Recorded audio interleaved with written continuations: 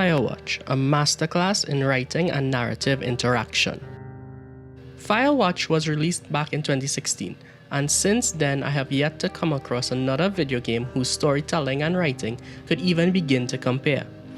Firewatch's developers and writers demonstrate a significant understanding of storytelling where the narrative is not just left up to the awkwardly inserted exposition.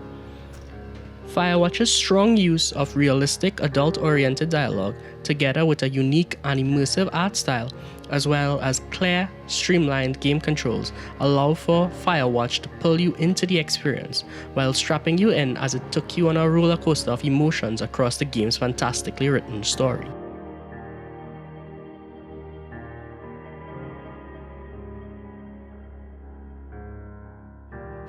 This is how people speak. Firewatch's gameplay is secondary to the real aspect of this game, its dialogue. Just comparing any recent video game where dialogue is available to Firewatch's shows a significant difference between the two. Ultimately, it comes down to a couple things. Firewatch's dialogue reminds me of hearing people, mostly adults, interacting with each other. They can articulate several kinds of feelings in a short space of time, often without missing a beat. You can hear this in Firewatch when the primary characters interact with each other, telling stories of their past in a sad demeanor before quickly diffusing the tense situation with a joke, often at their own expense. It is not just how the voice actors in Firewatch articulate this flurry of emotions, but how the dialogue itself represents a more somber and adult conversation. Comparing this with a AAA role-playing game, for example, where story and by extension its dialogue is often paramount, we see many role-playing games often use grandiose language when expressing emotions and fulfilling plot details. While this style of language makes for a more emphatic and entertaining delivery, there are times when it loses the realism and the immersion that these conversations need to truly have weight. Firewatch's writing, especially when it comes to the dialogue delivered by their fantastic voice actors, easily outshines a multitude of other pieces in the medium. Lacking life, yet full of lore. The world of Firewatch was designed around its story.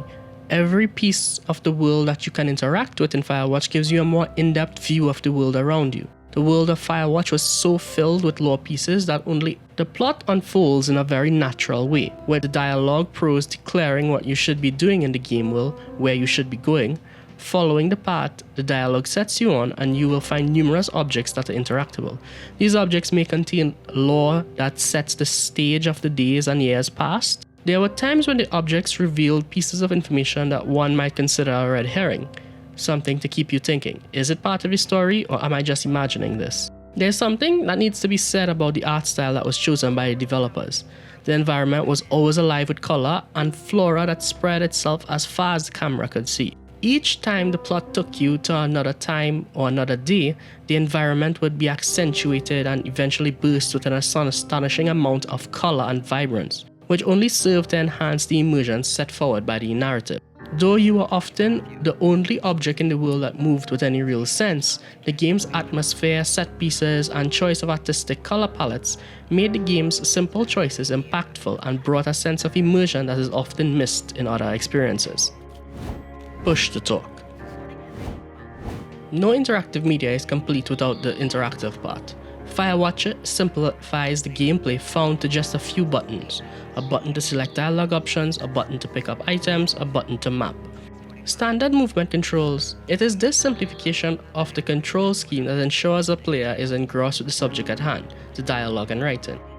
Items across the world are usually interactable, and with it you can communicate with the only other person in the game over your walkie-talkie.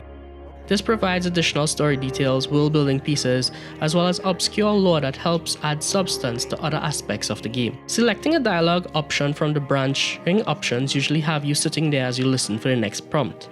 A reduction in actions that can be performed means that you, the player, are more invested in any minute detail you can interact with or glean from as you attentively listen.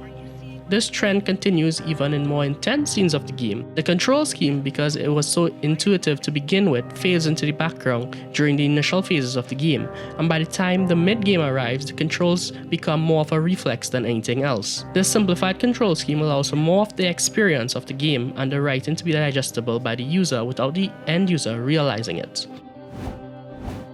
Conclusion.